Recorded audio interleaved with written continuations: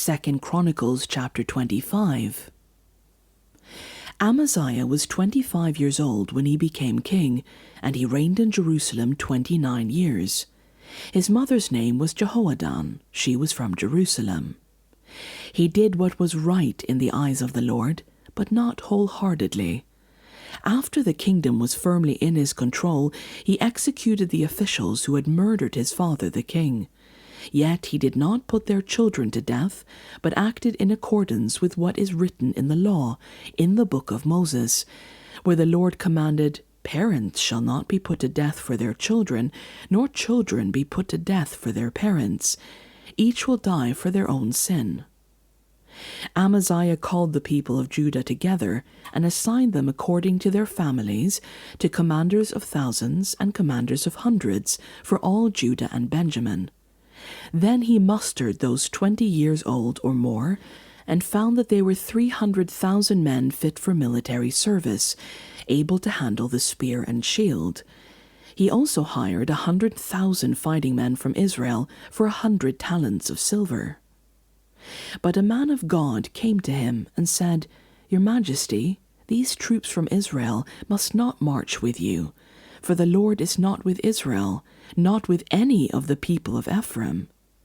Even if you go and fight courageously in battle, God will overthrow you before the enemy, for God has the power to help or to overthrow." Amaziah asked the man of God, "But what about the 100 talents I paid for these Israelite troops?" The man of God replied, "The Lord can give you more than that." So Amaziah dismissed the troops who had come to him from Ephraim and sent them home. They were furious with Judah and left for home in a great rage. Amaziah then marshaled his strength and led his army to the Valley of Salt, where he killed 10,000 men of Seir. The army of Judah also captured 10,000 men alive, took them to the top of a cliff, and threw them down so that all were dashed to pieces.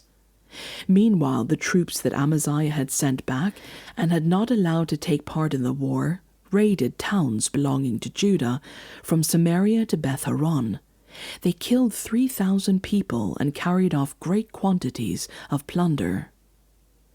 When Amaziah returned from slaughtering the Edomites, he brought back the gods of the people of Seir. He set them up as his own gods, bowed down to them, and burned sacrifices to them. The anger of the Lord burned against Amaziah, and he sent a prophet to him who said, "Why do you consult this people's gods, which could not save their own people from your hand?" While he was still speaking, the king said to him, "Have we appointed you an adviser to the king? Stop! Why be struck down?" So the prophet stopped, but said, "I know that God is determined to destroy you, because you have done this and have not listened to my counsel." After Amaziah, king of Judah, consulted his advisers, he sent this challenge to Jehoash, son of Jehoahaz, the son of Jehu, king of Israel. "Come, let us face each other in battle." But Jehoash, king of Israel, replied to Amaziah, king of Judah, "A thistle in Lebanon sent a message to a cedar in Lebanon, 'Give your daughter to my son in marriage.' Then a wild beast in Lebanon came along and trampled the thistle underfoot. You say to yourself that you have defeated Edom, and now you are arrogant and proud. But stay at home. Why ask for trouble and cause your own downfall, and that of Judah also?" Amaziah, however, would not listen, for God so worked that he might deliver them into the hands of Jehoash, because they sought the gods of Edom. So Jehoash, king of Israel, attacked. He and Amaziah, king of Judah, faced each other at Beth-shemesh in Judah.